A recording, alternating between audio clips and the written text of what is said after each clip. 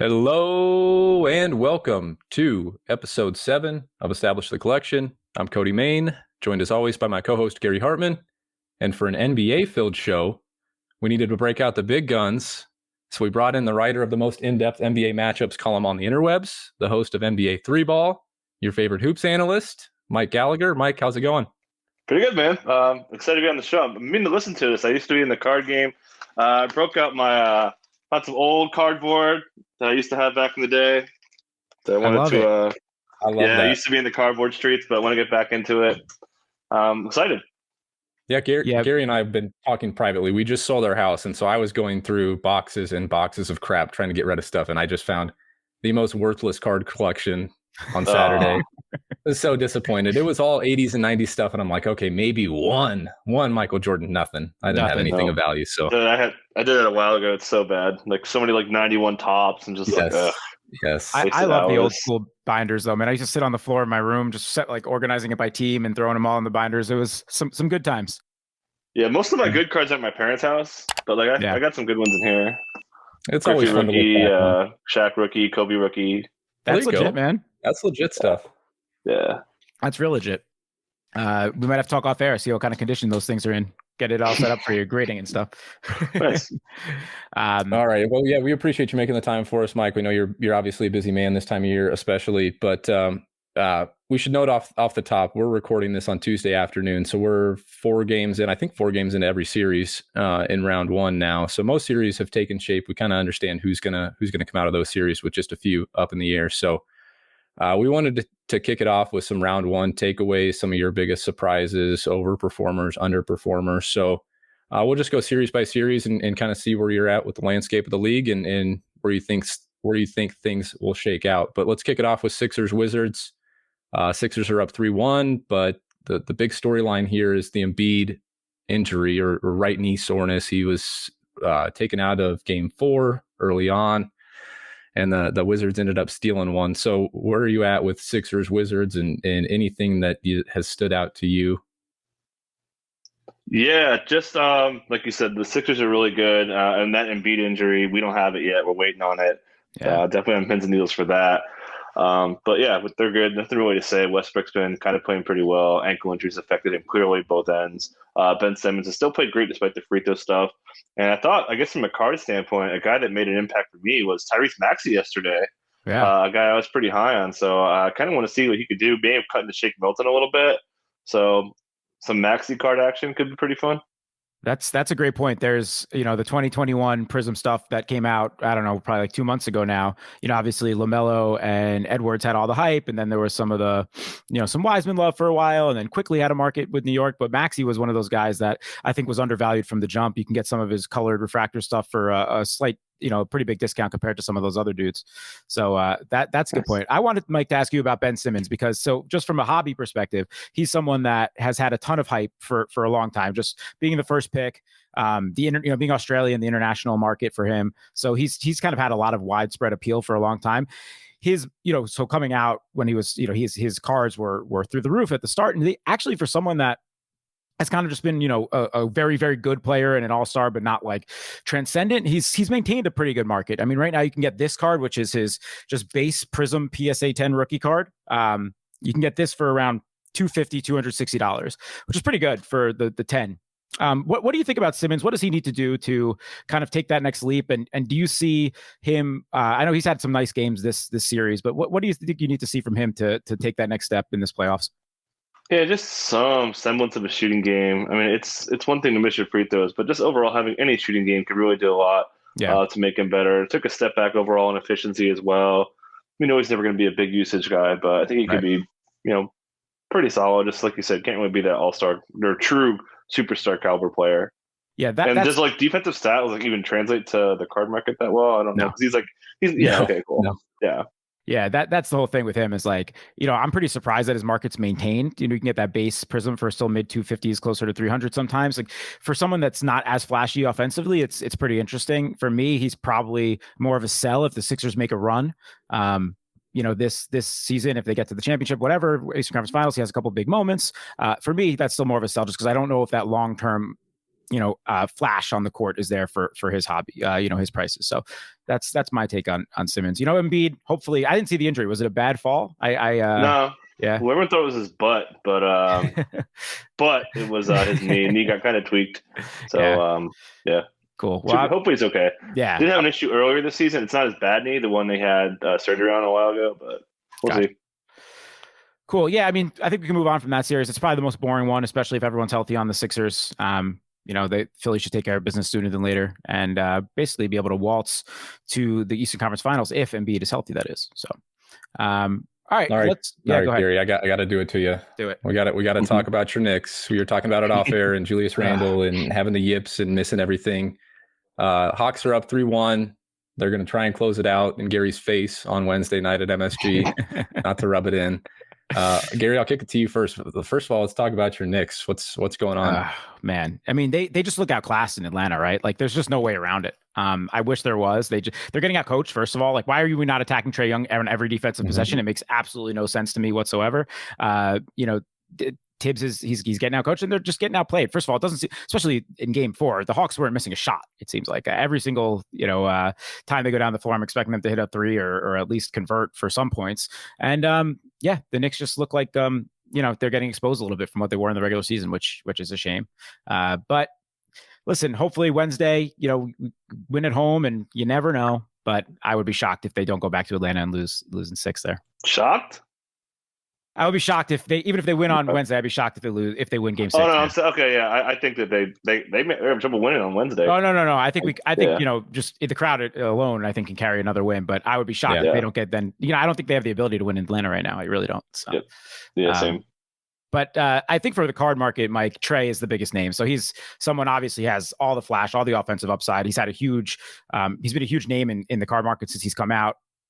And obviously this is big for his overall outlook, just kind of the ability to perform in the playoffs. So what have you seen out of Trae? Do you believe this is real? Do you think it could continue this kind of mini leap that he's been taking? And are you excited about more playoff Trae Young basketball? Yeah, very diverse game. People don't really realize that this dude's not just a straight shooter. He's a really good passer. He's a really good driver. He generates offense much like Luka does. Doesn't have the size, doesn't have quite as flash as Luka does with some big shots and all that good stuff. But yeah, I think Trae's here to stay. Pretty durable in his career overall. But yeah, I think he's going to be a kind of a superstar caliber player. I'm with you. And he's such a villain right now for New York. I mean, that's been the funnest thing for me to see was just the silencing the crowd at MSG and the sick post-game press conferences and the ice tray celebrations. It's all of it's so much fun. And that stuff matters as much as the performance on court, just his kind of persona off court too, for his card prices. There's a lot to love about Trae. I mean, the persona, the overall just offensive game. Kids love him, which I think will be big for his future outlook. As those kids start getting older and they might be getting into the hobby more. He's just one of those players that has such popularity. I actually just wanted to mention one Trae card that I think is a real buy right now. So, we talk a lot about the base. Prism PSA 10 is kind of the market out, just kind of like a market indicator of what a player is doing. But base in general has seen a big dip. I think people are finally realizing that, hey, these are the cards that are really circulated. There's a lot in population. And you're going to start seeing, I think, and something that maybe we'll start to do more is to kind of look at silvers and refractors and colors as kind of more of a true indicator of the upside of their market. So I just want to talk about the Trae Young silver prism variation, which is basically just his refractor. So it looks like this, it's shiny as opposed to just the base, which is just kind of just a chrome card, but no shine or refractor to it. So this is a 9. So not a 10. The PSA Silver Trae Young Rookie 9 right now is only going for around $400, even with this little playoff bump. I think it's up a little bit. It was probably mid 300s at the end of the season. But the 10 is going for like $1,600. Yeah. So you see a real big difference there of like $1,000 to $1,300 difference between the 9 and the 10. You're going to see that a lot with some of these cards, but to me, especially with less of these in circulation, popping in at a 9 at a much more affordable price is something that I think is a really interesting buy if you're looking for someone like Trae Young. Yeah, and you can get the silver variation in a 9 for, you said it's around $300. Around 4, so it's a little more than the base 10, but so basically just a little bit more than the base 10. Yeah, that makes a ton of sense. And as you see some of these more ultra modern stuff like 2018, even 2017 to a degree, but 2018, 2019 rookie classes, a lot of these guys just have 5, tens of thousands, 15,000 plus PSA 10 base cards in circulation already. So yes, I think you are seeing a shift in the market overall, starting to see some of the prices dip, even as guys like Trey is performing really well. His card prices haven't moved a whole lot in the offseason. So, right. Yeah, really good point by you. I do think, just to wrap up the Hawks real quick, if and when they take care of the Knicks, they move on. If he has a couple moments against the Sixers, they make that a series, which I think they could. They're playing really, really good basketball on both ends right now. I would expect to see that stuff keep going up. So, hey, if you're in the Trey market, I think now would be the time to keep buying or possibly hold to see what he gets still going on in the second round. Anything else on the Hawks, Mike? Anyone else impressing you? No. Do you want to talk some Knicks stuff? Yeah, we could touch on the Knicks quickly. So, okay, I wasn't sure. I didn't want to skip over. No. We should. So, yeah, I was gonna go a different route and talk Obi Toppin. Oh, let's do it. All right. Yeah. All right. So we saw him take some of Nerlens Noel's minutes, and Thibodeau said that everything's on the table about that continuing. So, possibly a little window, a little bit of what we could see ahead of him. We know he's a really exciting player. Hasn't really performed at all, but the small sample size is kind of a little bit buzz for next year. I've been shocked at how productive those Obi minutes have been. They've obviously been creeping up since the second half of the season. They've been seeing more productive minutes in his 10 to 12 minutes a game or whatever it's been. But to see this happen on the playoff stage, been just really great. And, maybe long term, it's just ends up being highlight reels for trade season for Obi Toppin. Who knows? But for now, it's been really productive to see. Just, something off that. If you're still floating around the 2021 Prism kind of group breaks, the Knicks are, you have Quickly and Toppin in there, obviously. Yeah. And their prices compared to like the Wolves or just some of the, the Kings are more expensive. Obviously, they have Halliburton, but, they're probably the 8th or 9th most expensive team in most team group breaks for 2021 Prism. So that could be a good buy if you believe in Obi's ability to get it going. So these guys can hold value. Some of these young rookies that haven't really proven anything, haven't gotten a chance to prove anything, they'll hold value for a little bit longer than you might expect, just in the sense that people will continue to prospect on them. If they haven't really shown that they're not the guy, then right. People will continue to buy as they prospect and hope that they can become that type of guy. And then I think the only thing we should touch on quickly, Mike, is Julius Randle. Do we think, what do we think Julius Randle more is? Do you think we see, he's more of the most improved player that we saw all year, or is he more of the guy that we've seen the last week and a half? So prior to the series, he improved in a lot of areas. Like his jump shooting in every area you could think of was like better. So that's a good indication. Like Brandon Ingram had that happen last year, and like it translated. So I think it's pretty much a buy, but this is just so bad. The Hawks have just defended him so well. And he's got to do a better job of realizing he's the guy and know that defenses are rotating to him quickly. It's just not working.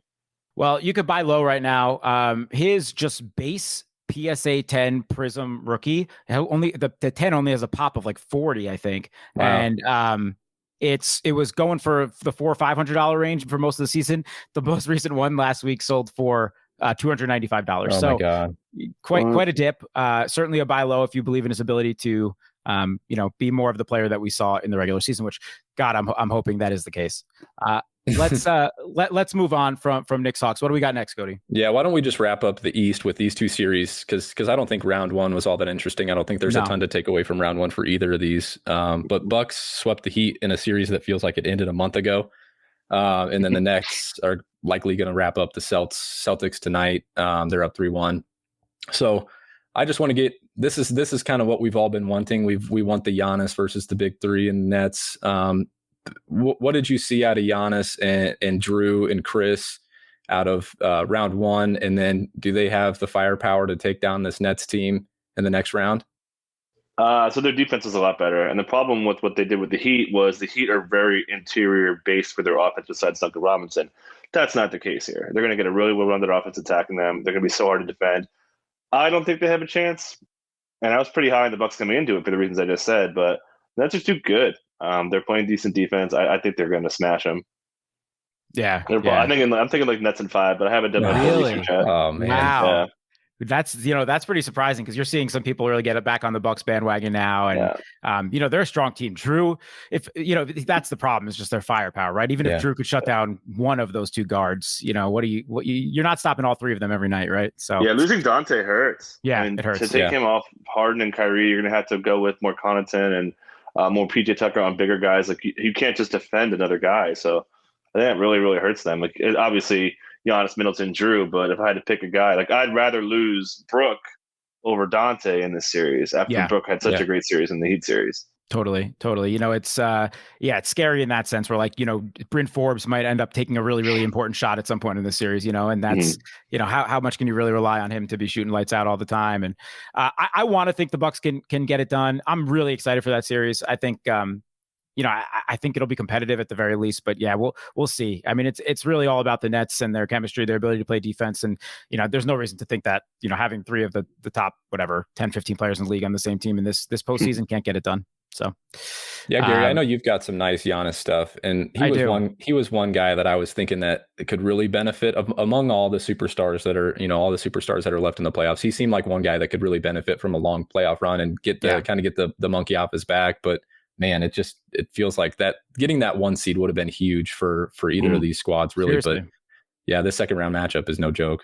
Yeah, we spoke about it a little bit when we did our preview of the postseason. Just the ability for Giannis to get it going, get that playoff monkey off his back. I think would be huge. If he was able to get through one of the Sixers or the Nets, I think it would be. He's already, Mike. Just for context, he's already certainly got insane hobby value. He's not LeBron, but he's got his rookie stuff. In any kind of variation, or PSA 10 sells for much money in the thousands. So he's something that could really take even another leap, though, as far as card prices are concerned.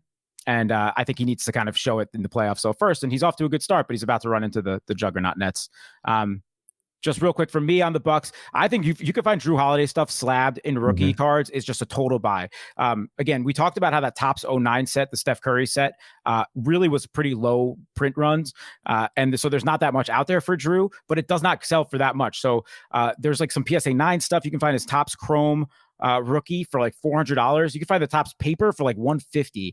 I would just say Drew is one of the best, if not the best, perimeter defense player in the league. I know that doesn't necessarily translate, but I think, he's obviously a good offensive player too. And I think he's starting to finally be appreciated more. So even if the upside isn't like $2,000-$3,000 for those cards, I think it's definitely higher than the $100 to $500 range. So Drew for me is a buy. Real quick before we move on from there, I just want to show this card off to Mike. So Mike and we both love Nick Claxton. He's our guy, Daddy Clax. So this is a Nebula.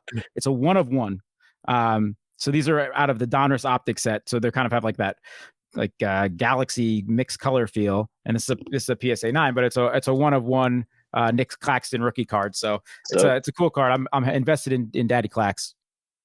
Before we move on, should add Drew Holiday should have a long career, man. Like he could play the way he plays, could keep him going in those upper 30s. I agree. We shouldn't ignore. I think he might retire before he should, to be honest, because he's such a family man and all that stuff. Yeah. But he's going to be good for another 3, 4, 5, 6 years. Yep. Where should we be projecting Tatum long term? Because obviously they're going to get bounced, but man, he's shown he can be one of the league's best scoring wings. I listened to 3 Ball this morning, and he's not getting any easy buckets, and he's still putting up 50 burgers. So, I mean, as far as where his true ceiling is it something that he can attain the way the current roster's set up? Is it something that he can be the best scoring wing in the league for a long time? I mean, I think so. Not like maybe level Kevin Durant level, but like he got better usage rate wise, true shooting wise.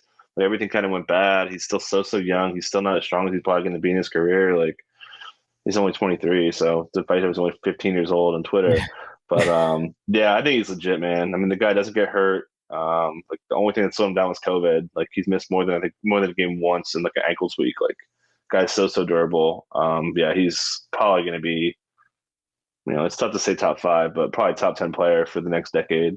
Awesome. Yeah. You can still pick up his PSA 10 stuff fairly cheap, and his pop count starts to get high with that 2017 class, but you can find his stuff around 400 to 450 now. So maybe catch a bottom during the off season after they get bounced. Yeah, and if you want an alternative to Prism, you could always look for like the Donruss Optic rated rookies. This is a base, also a PSA 10, but you'll probably get these for about half the price of the Prism, and it's still probably his second flagship, just rookie cards. Yeah. So there's options out there if you want to get in on someone as high profile as Tatum. Let's keep going. Yeah, let's kick it to the West, where there are actually a few series still up in the air. Start with Jazz Grizzlies. This one seems like it's kind of a foregone conclusion, which is tough because this Grizz team was fighting hard, man. They look like they were competitive in every game, but they've just been outmatched to the last 2 games. So any takeaways from Ja, the way he's performed over the first 4 games? He's kind of looked like he belongs, and then Donovan Mitchell on the other side. Yeah, I mean, John Morant, full second half. big complaint from me all season was like, yo, play him more. But he's been just great. His pick and roll game has really stepped up the last month, and he's a highlight machine. So we know that's great for cards. Even I know that. I know nothing about cards. Yeah. But I don't see he's going to be probably better for cards than he is for like reality. But Jaw's legit. Donovan Mitchell he's so good too. So finally getting healthy, we saw him kind of really step up offensively. Really busy usage. He's definitely going to be legit. But I think Jaw's car market, knowing nothing about the industry, just the way he plays, I think it's going to be insane.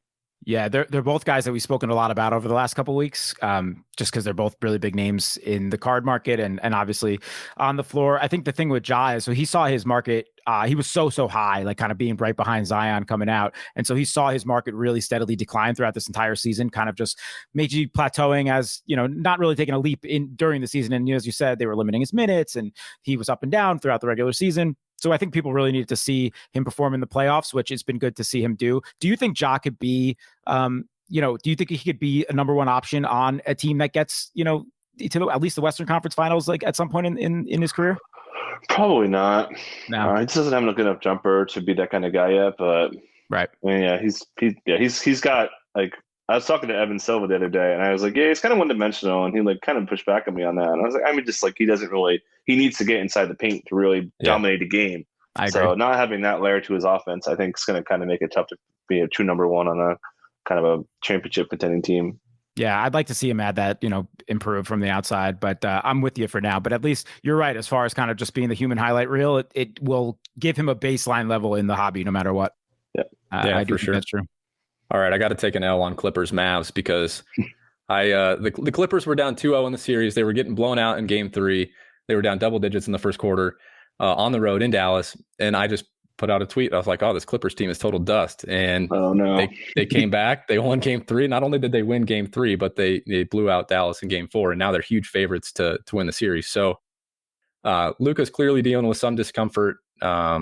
I don't know, Mike, can he pull off any magic to bring this series back in the Mavs' favor? I don't think so. So Rick Carlisle said that full-on Derek Zoolander, Luka can't turn left right now without pain. Not an ambi-turner. But that was rough to hear for the way he's dictating their offense. They ran out of their luck. They were so hot from 3, just wasn't sustainable, and the Clippers' offense just keeps cruising. So we knew the Mavs took any step back, they were in trouble, and they're taking a step back. Luka's not 100%. This team can't get to the rim. When you have Kristaps Porzingis against all these small dudes, that's such a problem. I think that it's going to be what they're going to get waxed these final 2 games. But I've been wrong on the Clippers, perhaps more than any team ever. So take the other grain of salt. But I just think they have such an edge right now with Luka being limited. I'm with you, Mike. So we came on this pod exactly a week ago, and it was 2-0 Mavs, and we're overreacting. I'm talking about our Kawhi's best days behind him. Meanwhile, he looks like I know. I literally a week ago I sounded like a moron. He's looking like the best he has since the 17th season. Definitely the Raptors run. It's unbelievable, and I'm very happy about that. By the way, I love peak Kawhi. I love watching Kawhi do his thing on both sides of the floor. And to me, right now, the Clippers look like they could beat anyone if both those guys are going. So I'm with you. I think they finish this thing off in 6, especially if Luka's not fully healthy now. So Kawhi. He's actually, you've seen the bump over the last week. So his base PSA Prism 10, which is out of that, the classic 2012 set, was around $1,500 last week when they were down 2-0. There, you can't get them for really less than $17.75 so right now. So you've seen that $200-$300 spike already just in the last week. So there's Kawhi for you. Let's talk about the series that maybe is the most up in the air in Nuggets Blazers. I know our NBA team, Mike, we were doing little predictions before the season started, and you were the only one somehow that took the Blazers of our team, even though I think amongst most NBA analysts, it's just from a matchup perspective, I think most people like the Blazers a little bit more. I think we're all a little bit Jokic homers and Jokic stands over there. Mm-hmm. But what are you seeing out of that series? How do you see that going the rest of the way, tied up? Yeah, we can see the Blazers' depth is really on display. They just got so many things that they could do to slow the Nuggets down. Just taking away the non-Jokic players, just because there's not that many to take away. Just take away MPJ, and you're really fighting an uphill battle from the Nuggets standpoint besides Joker. So that's been an advantage, and just covering Dame has been tough. And we saw that they overdid it in the last game while other guys kind of stepped up and really put a dent into them that way. And they've been scoring at will on them. Yeah. The Nuggets starters have a 122 defensive rating versus the Clippers. The Blazers starters have 100 defensive rating, which is excellent, especially against this offense. So, I think they got a really big advantage. Talked about this on the NBA pod we just recorded, but I think they're going to take it in 6. I think the Blazers got it tonight. I think they got it tomorrow. Maybe wrong. I don't feel strong about that, but I think it's going to be really, really good. Just the rotation's so tight, and they've got everything figured out. Matching Nurk's minutes with Joker has been huge. Yep. Yeah, no, that's such a good point. I wanted to ask you about MPJ because he's someone that has a similar market to Trae Young, honestly. Like he is a really, really strong card market. People are really excited about his future. And Cody and I also discussed him right before the postseason started. We're like, hey, if this is a guy that can really do some damage on the national stage, we could see that market get even bigger. And that really just hasn't happened up to this point. And as you said, the Blazers, I guess, kind of just been game planning. Let's take this guy out. Out of the game, and that's kind of the key to the series for them. So, I would like to see more from MPJ the rest of the series, but obviously, I still think his future is very bright. Yeah, just his dribble game is just not there, and the way they're defending him for those perimeter shots has taken him away, and he can't get inside on them right now. So, yeah, I certainly still think he's really capable, just insanely talented. 22, been pretty healthy for the most part, despite the rocky start to his career too.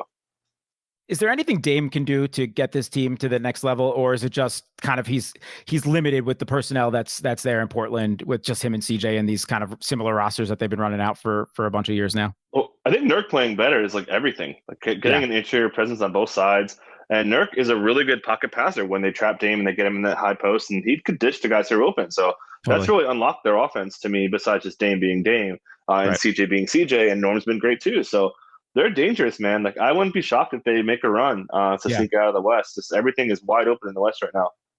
Yeah, that's such a good point. That's wild. I wouldn't have even thought about them as like a possible team to sneak out of the West. Now, if you told me that they got to the Western Conference Finals like they've already done a couple of years ago, I wouldn't have been shocked. But you're right. I mean, with the AD injury, which we'll talk about in a minute, with Phoenix and Utah, we don't know what their ultimate upside is. That's a really good point. They could totally sneak through there. And if that's the case, I would look at buying some Dame rookie stuff, by the way. I have a PSA 9. We're talking a lot about PSA 9s here because I think it's important to see the difference where you can kind of get some value if you want to see. So I have a PSA 9 base rookie right here, which also comes out of the 2012 set.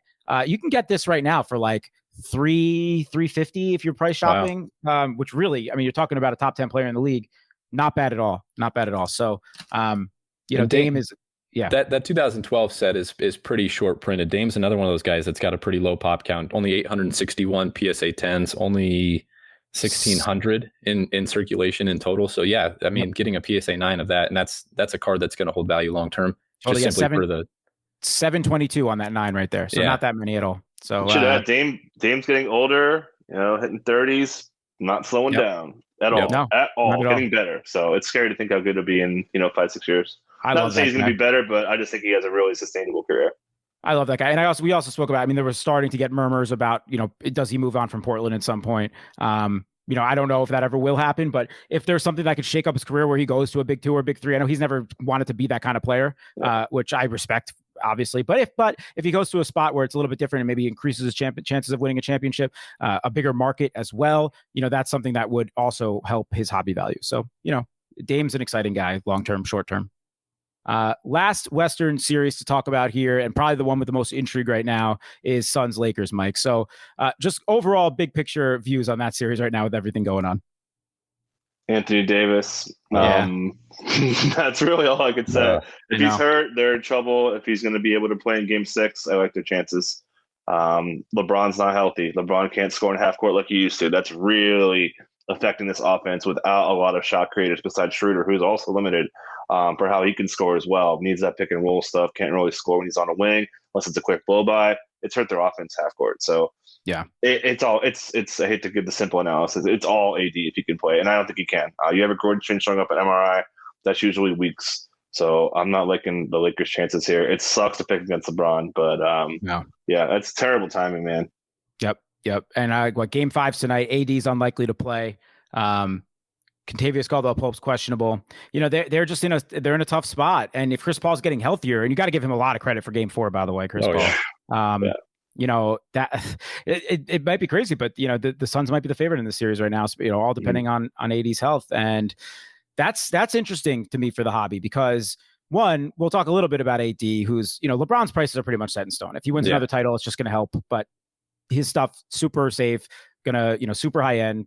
you're talking top of the market with him. AD is someone that you still see fluctuate quite a bit. If he wins another title and is somebody that is a big contributor of that, you'll see his market go up. But, we're getting to the point now where he's just injury prone is not even the right word. I mean, you're concerned about his ability to stay on the court in any series. And that is a big deal for Anthony Davis short and long term. And so I would just think about that before you're, looking at AD as a true alternative investment. If you're going heavily, I would say it's a real concern.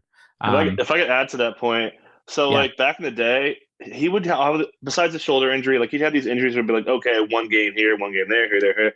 Now it's like weeks at a time. And like, is it because he's getting older? Is it just bad luck?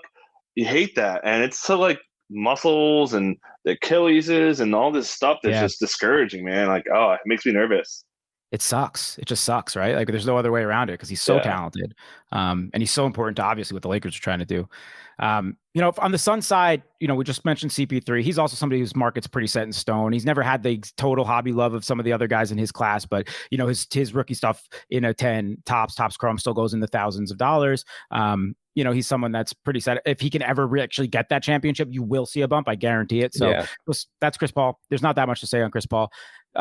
Devin Booker is somewhat similar. He's still young. He's got a lot of hype just being a young all-star, and you will still same thing. If he gets to the Western Conference Finals, if he wins the championship, you'll see a bump. I want to talk about DeAndre Ayton because one, he's clearly just taken a leap this series. I'm so impressed.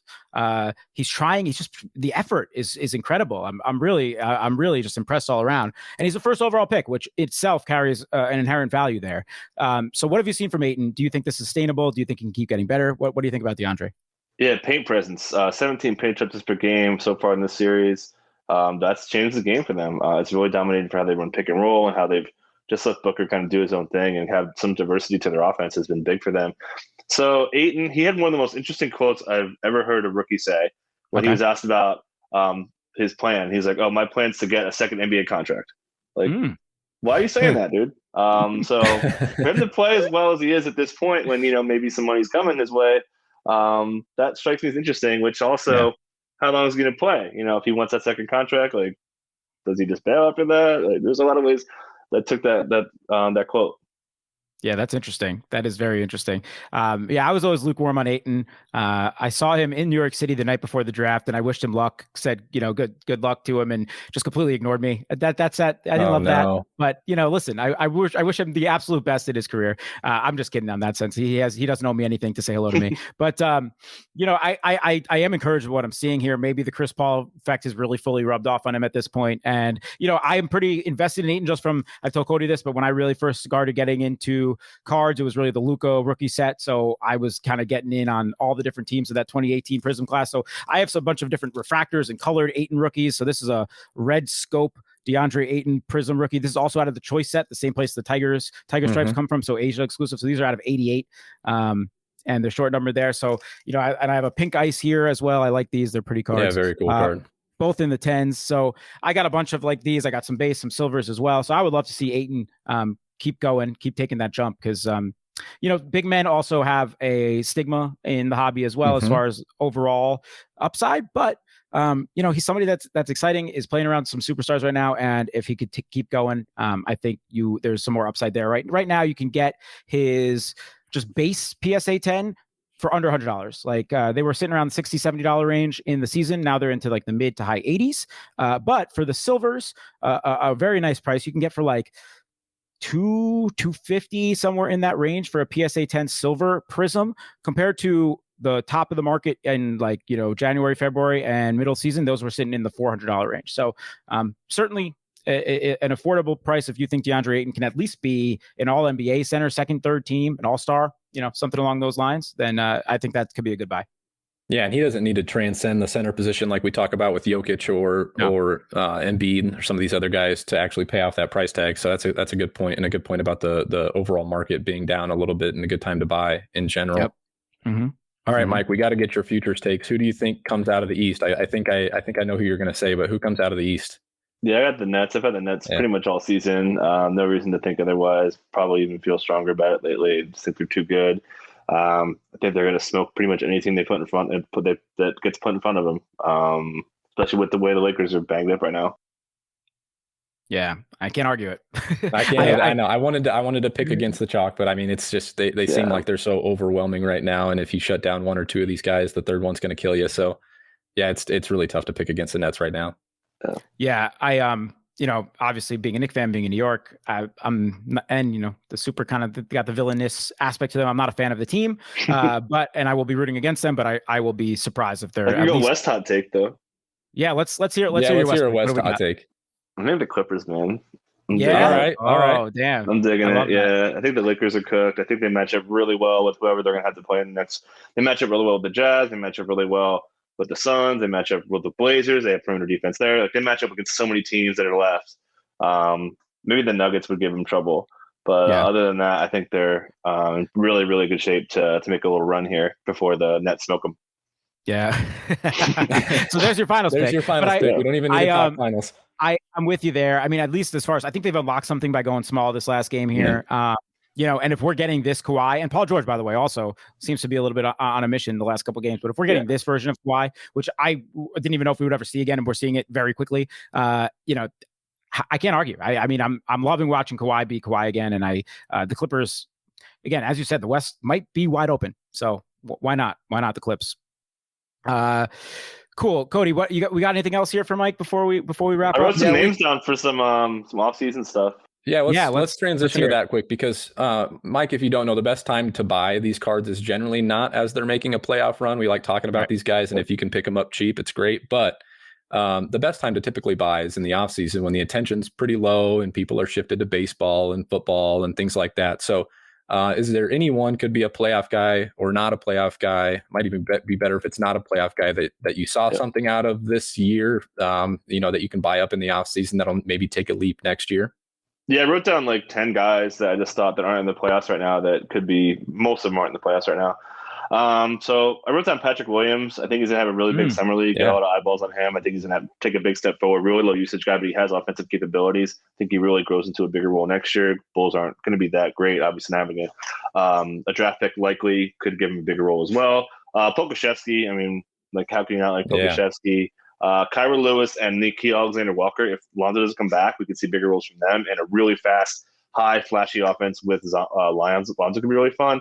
Loved what I saw out of RJ Hampton. I think he's going to be a better player than Cole Anthony is. He's been great. So I've really been impressed with him. Killian Hayes, real flashy, great passing. We saw more right-hand stuff out of him rather than just going all left early in his career, rookie season, I should say. Some bigs who look kind of washed. Marvin Bagley got a little flash. He's pretty bad. I can't imagine those prices are high. No. He's has some potential. Mitch Robinson, the forgotten man in New York. I still think he has a lot of upside. And then Time Lord too. Just been hurt all the time. If he stays healthy, he could be so good. Yeah. First of all, I love all those names. So I just want to touch on a couple things quickly. You mentioned a lot of the 2021 rookies. Those are guys that, especially, Hayes, he only came back at the end of the year. Patrick Williams kind of was buried behind some of the other wings and bigs on that roster. You can get those guys for, I don't have the numbers in front of me right now. We can get them for really cheap prices compared to the upside of this, or the high end of this class. I think that's some great call. Even if you're just kind of trying to swim in some quick profit making, you could scoop up some of these guys. If you want to just buy in bulk raw in the offseason, if you think they make a leap in summer league, you think they make a leap in their second season, you can make some quick profits on guys like that. Poku, full transparency, I've started investing in Poku. I have a couple color refractors, Prism. I'm all in. I love Poku. And Kyra, I think, is a great name because Lonzo might be out the door. That team with Zion, he can certainly, and I'm a fan of the talent, and he's got that kind of like, that the eye test type of flash, explosiveness that you like to see for the hobby. So I think those are some great names, Mike. Mike, I want to ask you about two guys here that have a little bit of hobby value already, but I want to know from your perspective and what they did this year and what they've done in their career, if they can take the next leap to like maybe beyond all-star caliber player, maybe like, I don't know, MVP contenders. I don't want to go that far, but just be like a legit star on a really good team. And that's Shea. I know Shea's like a beloved guy at ETR. I know Leone's got some of his patch auto cards and stuff like that, but to me, it seemed like he took a step this year. Do you see anything out of SGA? His value kind of sank with the season ending injury, and you can get him pretty cheap right now. Yeah, insanely talented. Like he's basically Luka Rule, led the NBA in drives per game. Like he's going to have a lot of flashy plays. Love him. It's just the problem is how long till his team's relevant. You know, it's going to probably be like 3-4 years, but he'll probably be locked up for a while. So he'll be the big engine. I think he's going to be all-star for sure in the next 3-4 years. And then what about Jaylen Brown? Yeah, huge leap, man. Certainly think he's capable. Certainly not to the upper echelon of upside as far as Tatum is, but yeah, he's definitely a guy that's got so much better, just in so many areas as well. I think he could be a really good player too. Yeah, I'm a fan of both of those names also. I'm a huge SGA guy, like a lot of us are, as Cody just mentioned. Just want to say with him real quick, he's a buy for me this offseason, especially as the lull comes in, when basketball starts to die down a little bit. His silver over the last 3 months, his silver Prism PSA 10 was peaking at $1,600 right now. You can get it under $900 right now. That's pretty wild. And possibly if you're price shopping for even lower than that. So that to me, and that will go back up when he's back on the court. There's just no doubt about it. Again, the prisms and the colors as opposed to the base are a little bit safer as far as lower pops. And they're going to hold a safer floor even in the dips of the market like we're seeing right now compared to the base. So I think that's an important thing. I think that's all great. Do we have anything else? I think you nailed it, Mike. We really appreciate you coming on. We've been talking NBA a lot because that's kind of what's relevant right now, but we've never really had the authority, the voice of ETR NBA on to talk about it. So we really appreciate you coming on. Check out NBA 3-Ball on YouTube. Mike's still writing throughout the playoffs. So if you guys are dying for playoff fantasy content, check it out at ETR. Anything else you want to let the people know, Mike? No, you nailed it, man. Pumped for playoffs. And a lot of fun writing about the playoffs, covering it. It's my first year kind of doing matchups so heavy with experience. Enjoying it. Getting a lot better. Yep, Mike is the best in the biz for my money. There's no doubt about it. The matchup columns must read if you're in DFS, if you're in fantasy. His preseason content killer, the depth charts, everything. Mike just grinds and crushes it, and it's been awesome working with Mike all year. We're gonna let Mike go because Adam Levitan's pinging him on possible props for tonight. So we're gonna let him go address that, and we really appreciate Mike coming on. And Mike, when the offseason comes on, I'm gonna get you into card game full on again. All right? Yes, I'm in. I'm so in. All right, my friend. Thanks again. All right. See you, Mike. Thanks for being here, guys. Yep. Take care, everyone.